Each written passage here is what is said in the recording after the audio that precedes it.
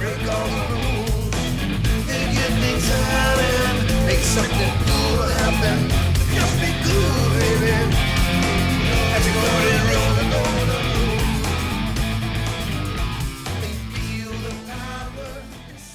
I find it really interesting that binary math got started in Taiji. So you had brought up earlier, is that Taiji? Taiji, when it was, we'd spell T-A-I-C-H-I originally, and that was when we called it Peking, the old Wade Giles versus Pinion's transliterations. Excuse me, but Tai Chi was actually an old 5,000-year-old concept, and it's what most people call yin and yang. To speak of yin and yang, or to speak of the two separate pieces, when they work together, when they're in harmony, you'd say that, okay, I've reached Tai Chi, I have a balance. And this 5,000 years ago, roughly, in a book called The Book of Changes, where they calculated, they actually created like a binary math system. So you often see this diagrammed around things. In fact, the Korean flag is based on this. So if you look at these three broken lines, that's considered 3 zeros. And up here is 3 ones. And a mathematician, Gottfried Leibniz, saw this, and he said, my goodness, you could actually quantify every number with just ones and zeros. So he was based on Tai Chi, he created the binary math system. Separate from that, George Boole created the Boolean logic system. So it's based on inference. And he says, you know, if I listen to it and I say, is this true and this is true, 2 inputs, I can infer a third truth. But I can also infer a truth if this is true and not that.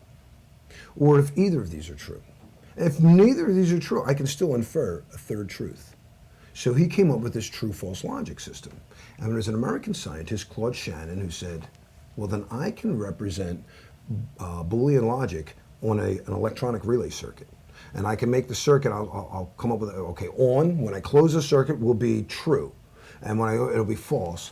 And I can program it with binary math. I can have this thing do Boolean logic, programmed in binary math, all on electronic relay circuit. We have a thinking machine. Pretty sweet.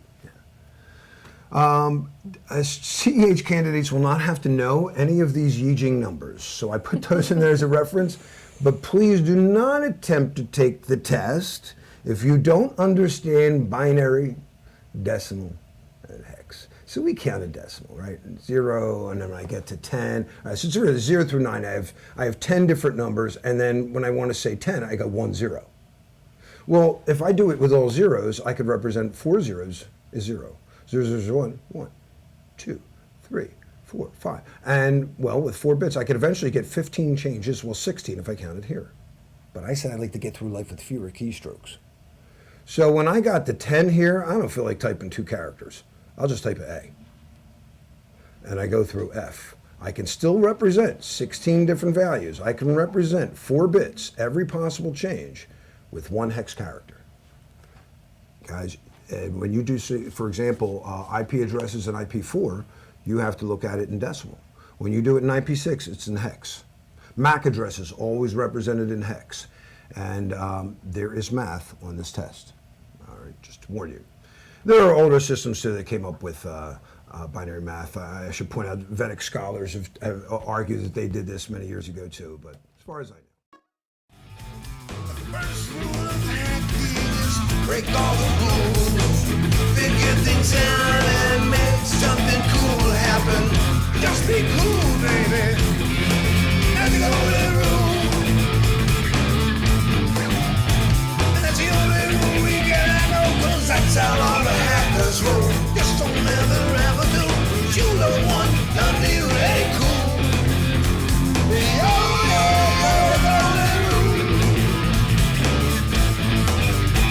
And feel the power inside of you. There's no limit to what you can do. Don't let anything discourage you. Just be cool. That's the only rule.